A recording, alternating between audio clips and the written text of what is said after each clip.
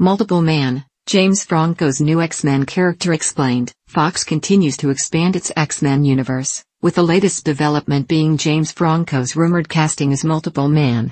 Star of pictures like 127 Hours and Pineapple Express, Franco is also no stranger to superhero movies thanks to his three-film arc as Harry Osborn/Green Goblin in Sam Raimi's Spider-Man trilogy. As the 39-year-old prepares to suit up again, we're going to take a look at his new hero. With a career across comic book and the silver screen, here's what you need to know about Jamie Madrox, aka Multiple Man. First appearing in 1975's giant-size Fantastic Four number 4. It doesn't take a comic book expert to figure out that Madrox's powers include the ability to replicate himself multiple times. Absorbing kinetic energy, he can duplicate himself and whatever is on him into an exact replica referred to as a dupe. Originally a minor character who had known Xavier since birth, Multiple Man became a more prominent mutant in the late 80s thanks to the Fallen Angels miniseries and the Muir Island research plot.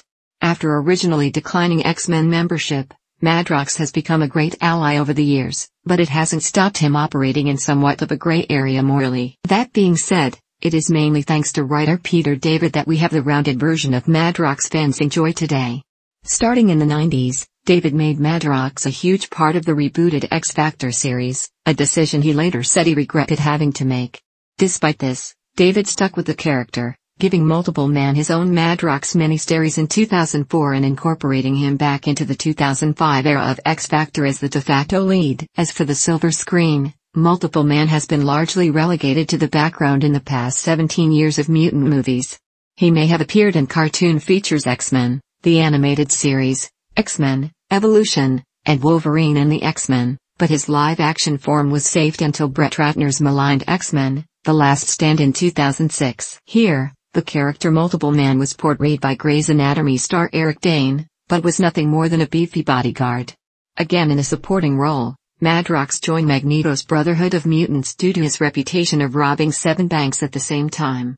Dane's performance was less than memorable, to say the least, while The Last Stand failed to give Madrox any form backstory. However, with The Last Stand butchering stories for the likes of Mystique, Angel, and Juggernaut, Multiple Man was the least of anyone's worries in the grand scheme of things.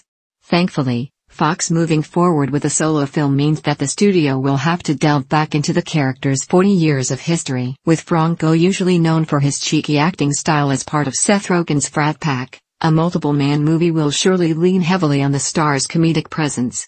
That being said, with a diverse history of roles and more serious performances in movies like Milk and In the Valley of Ella, can audiences also hope for a sympathetic version of Madrox too? Looking back at Spider-Man 3, Franco's redemptive story as Osborn was one of the lackluster film's better parts, and he is often praised in a largely praiseless outing for Raimi. You only have to look at the number of movies Franco has starred in 2017, and his busy slate for next year, to see that he is hot property in Tinseltown.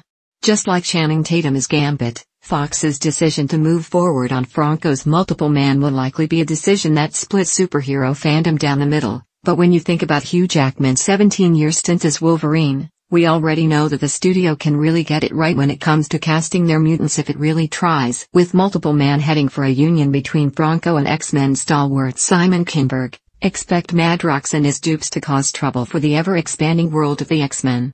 Alongside X-Men, Dark Phoenix, Deadpool 2, New Mutants, X-Force, and the long-awaited Gambit, Multiple Man's diverse offering is sure to be one of the first in several solo films for those mischievous mutants from the pages of Marvel.